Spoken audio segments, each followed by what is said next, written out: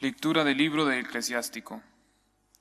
La sabiduría se alaba a sí misma, se gloría en medio de su pueblo, abre la boca en la asamblea del Altísimo y se gloría delante de sus potestades. En medio de su pueblo será ensalzada y admirada en la congregación plena de los santos. Recibirá alabanzas de la muchedumbre de los escogidos y será bendita entre los benditos. El Creador del universo me ordenó, el Creador restableció mi morada. Habita en Jacob, sea Israel tu heredad. Desde el principio, antes de los siglos me creó, y no cesaré jamás. En la santa morada, en su presencia, ofrecí culto, y en Sión me establecí. En la ciudad escogida me hizo descansar, en Jerusalén reside mi poder. Eché raíces entre un pueblo glorioso, en la porción del Señor, en su heredad, y resido en la congregación plena de los santos. Palabra de Dios. Te alabamos, Señor. La palabra se hizo carne y acampó entre nosotros. La palabra se hizo carne y acampó entre nosotros.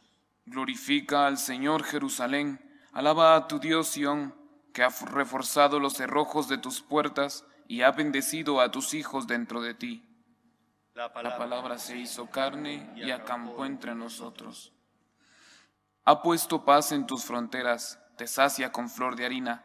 Él envía su mensaje a la tierra y su palabra corre veloz. La palabra se hizo carne y acampó entre nosotros. Anuncia su palabra a Jacob, sus decretos y mandatos a Israel. Con ninguna nación obró así, ni les dio a conocer sus mandatos. La palabra se hizo carne y acampó entre nosotros.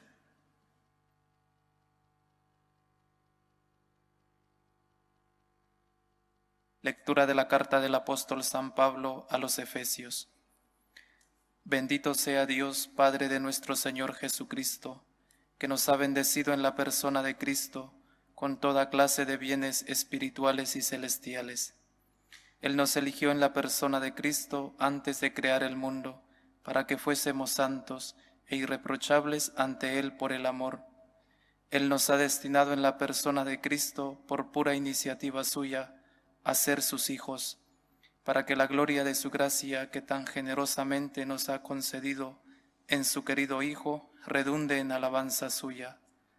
Por eso yo, que he oído hablar de vuestra fe en el Señor Jesús y de vuestro amor a todos los santos, no ceso de dar gracias por vosotros, recordándoos en mi oración, a fin de que el Dios de nuestro Señor Jesucristo, el Padre de la gloria, os dé espíritu de sabiduría y revelación para conocerlo. Ilumine los ojos de vuestro corazón para que comprendáis cuál es la esperanza a la que os llama, cuál la riqueza de gloria que da en herencia a los santos.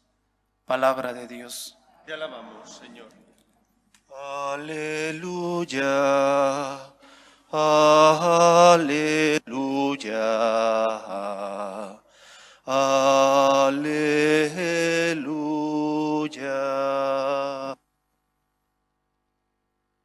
El Señor esté con vosotros. Lectura del Santo Evangelio según San Juan. En el principio ya existía la palabra, y la palabra estaba junto a Dios, y la palabra era Dios. La palabra en el principio estaba junto a Dios. Por medio de la palabra se hizo toda, y sin ella no se hizo nada de lo que se ha hecho. En la palabra había vida, y la vida era la luz de los hombres.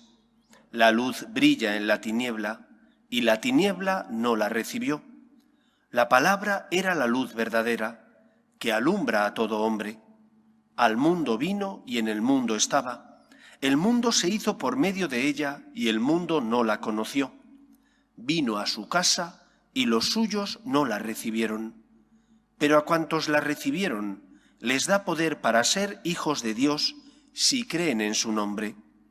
Estos no han nacido de sangre, ni de amor carnal, ni de amor humano, sino de Dios. Y la palabra se hizo carne y acampó entre nosotros, y hemos contemplado su gloria, gloria propia del Hijo único del Padre, lleno de gracia y de verdad. Palabra del Señor.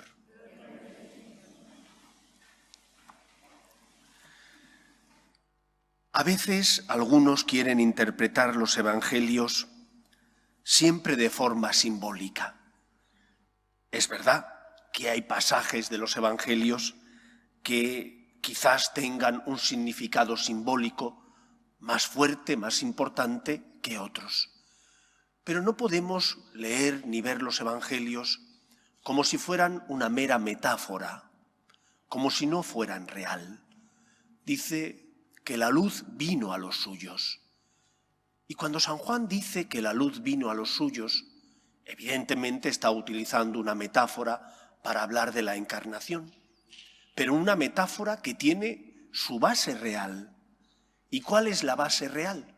En primer lugar, que Cristo es la luz verdadera que ilumina el corazón del hombre y que vino a los suyos porque los suyos, heridos por el pecado original, no eran capaces de distinguir con claridad y nitidez lo bueno de lo malo. En el principio no era así.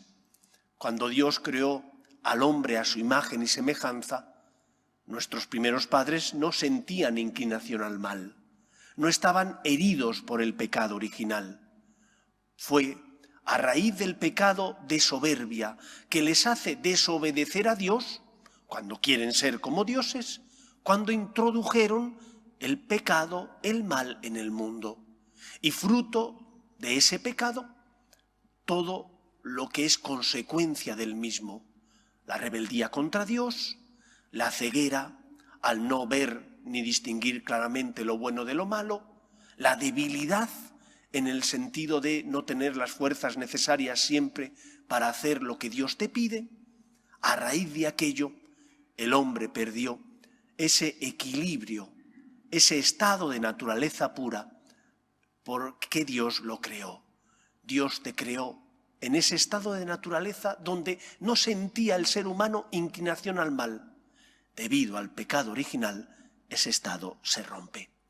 Pero el amor de Dios es tan grande que a lo largo de toda la historia de la salvación, Dios se acerca a su pueblo y Cristo es el culmen de ese encuentro amoroso entre Dios y los hombres. Es la plenitud.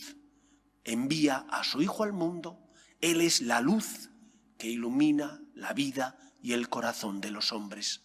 Tan es así que cuando Jesús es juzgado por Poncio Pilato y le pregunta Poncio Pilato que para qué ha venido, Cristo le responde: yo para esto he venido, para ser testigo de la verdad, para iluminar el corazón del hombre, por tanto, para indicarnos el camino que tenemos que seguir, porque el pecado nos esclaviza y nos hace vivir en la tiniebla, en la oscuridad. Por eso celebramos la Navidad con el agradecimiento que desborda nuestro corazón, porque sabemos que Dios nos ama, nos ha liberado del pecado y además ilumina nuestra conciencia. Y esto nos tiene que hacer sentirnos afortunados. Afortunados porque tenemos conciencia, porque no somos ciegos morales, no somos mejores que los demás. Hemos recibido este don de forma gratuita e inmerecida. Pero somos afortunados porque sabemos distinguir lo bueno de lo malo, porque tus padres se esforzaron en que tuvieras una conciencia recta, porque pusieron los medios, tantos ejemplos, su testimonio, su palabra, como también los colegios donde te llevaron, como las catequesis que recibiste, donde te enseñaron a distinguir el bien del mal, a respetar a Dios y a los hombres. Qué suerte tener conciencia. En contra de lo que gran parte de nuestra sociedad opina, no todo está permitido. Puedes hacer el mal, pero el mal exige pagar un precio. Y el precio del mal es mucho más doloroso y oneroso que el precio del amor, que el precio de ser fiel a Dios, que el precio de comportarte como una persona que tiene valores y por lo tanto intenta ser fiel a su forma de ver la vida. El cristiano no puede ser una veleta que hoy diga una cosa y mañana la contraria en función de su aparente bienestar o su beneficio. Nosotros tenemos conciencia, porque hemos recibido la luz de Dios. Y porque hemos recibido esa luz, sabemos qué está bien y qué está mal. Da gracias por la conciencia. Da gracias porque no eres un ciego moral.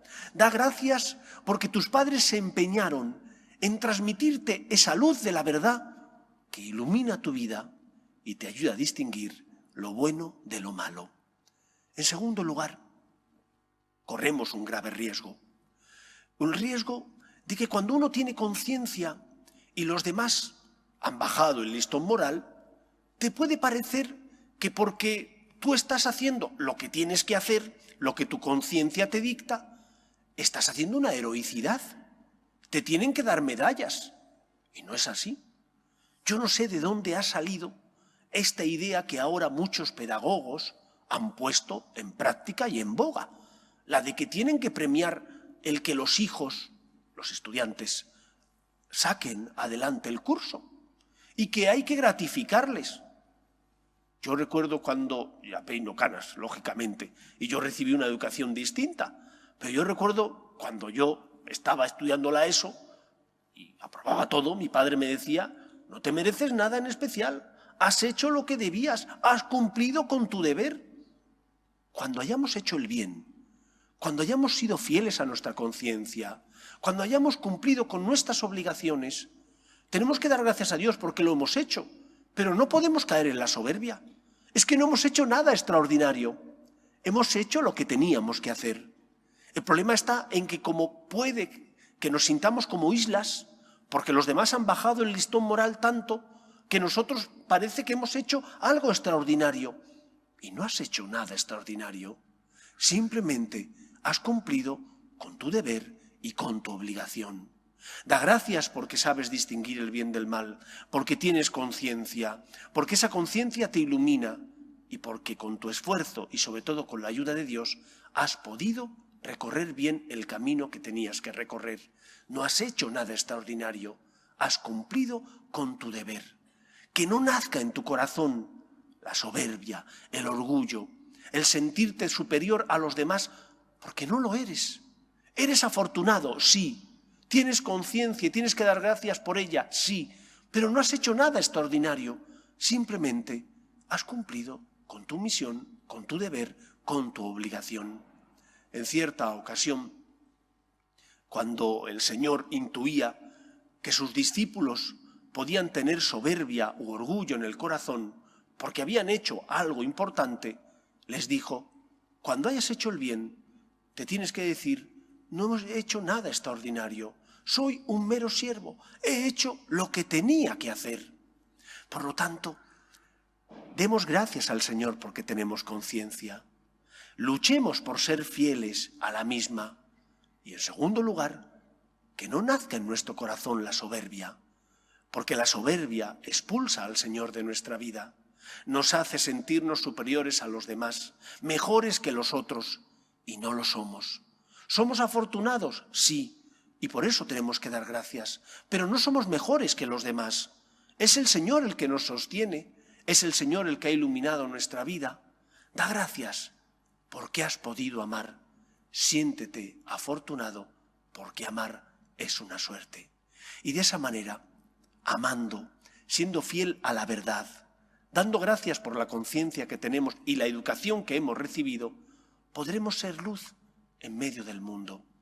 Y seremos luz en muchos momentos, por la integridad de nuestras costumbres, cuando hacemos el bien y evitamos el mal, cuando hacemos obras de caridad. En todos esos momentos seguro que podemos ser luz. Pero hay un momento especial donde podremos ser luz, y es cuando somos humildes, cuando has cumplido con tu deber, o cuando tienes unos dones y talentos que tú con tu esfuerzo has incrementado, pero que sabes que ya te los han dado, que tú simplemente lo que has hecho ha sido esforzarte para que esos dones crecieran en ti. Cuando tú eres humilde, en lugar de ser engreído, cuando tú eres una persona agradecida y por eso no llega la soberbia a nacer en tu corazón, estás dando ejemplo, estás iluminando a los que están a tu lado. Qué odioso cuando nos encontramos a una persona que siempre habla de sí mismo, a una persona que se cree que se ha hecho a sí mismo él y que piensa que no tiene nada que agradecer a los demás. Pobre ignorante y pobre soberbio. Nosotros sabemos que tenemos que agradecer a Dios el amor que nos tiene, que tenemos una familia que nos ha educado, que nos ha enseñado a distinguir el bien del mal y que es el Señor el que con su gracia mueve nuestro corazón para que hagamos el bien y evitemos el mal. Seamos luz en medio del mundo por la integridad de nuestra manera de vivir, por las obras de caridad, pero sobre todo por la humildad con la que nos comportamos. Una persona agradecida es una persona humilde, porque se da cuenta del don que ha recibido y en lugar de que la soberbia crezca y nazca en su corazón, lo que nace es la humildad. Da gracias porque eres afortunado. La luz ha venido a tu vida y tú, con la ayuda de Dios, has sabido acogerla. Que sea así en nuestro corazón.